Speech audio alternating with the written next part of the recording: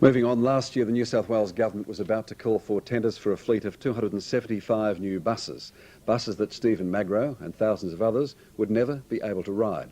You see, Stephen's a quadriplegic, so he took the State Transit Authority to court, demanding that it equip all new buses with wheelchair ramps. And that's just what's going to happen after a settlement yesterday in the Human Rights and Equal Opportunity Commission. Howard Gibbs has his story.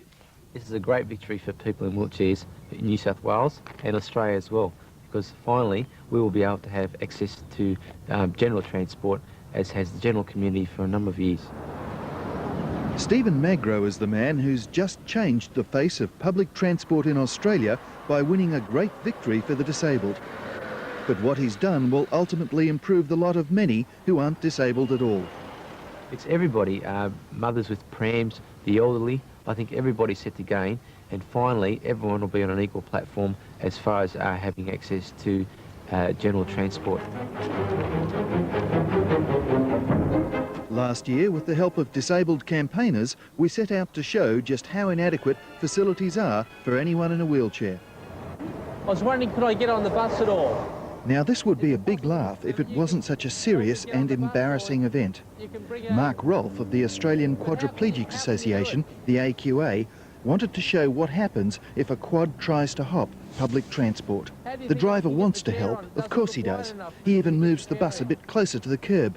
But there's no way a wheelchair is going to fit in there and up those stairs. Have you ever seen a wheelchair on a bus? Okay, well, okay, thank you.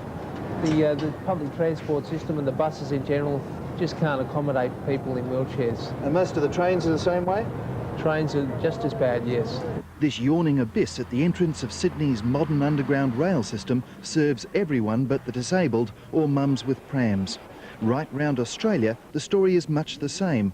To the disabled, this is mission ridiculous. Yes, as you can see, the stairs here are just too... You just can't get any access to the public rail system. It's just impossible.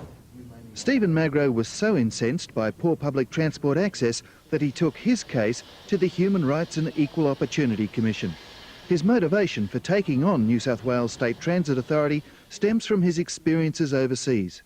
Well, I went overseas for the first time 10 years ago, and then I was able to use a bus in places like Los Angeles, in London. What Stephen achieved was an order blocking the STA from ordering new buses that didn't cater for the disabled.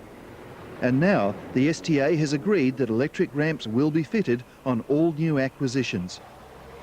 It's inevitable their decision will trickle on to the other transit authorities all over Australia. You can expect that both buses and trains will eventually have ramps or mini lifts like these. Though it'll take some years for the new gear to be comprehensively installed. Why do you think we have lagged behind places like the US and Canada? That's a good question.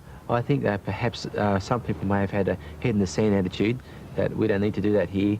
People in wheelchairs can use taxis or drive themselves to work or to town. Well, now it's great that I'll be able to go to my local bus stop, wait in line with everybody else, get on a bus, pay a normal bus fare, and go to town. Okay. Mums like Claire Light will no longer have to struggle with strollers up steep, narrow stairs. And the elderly will be able to request a lift also.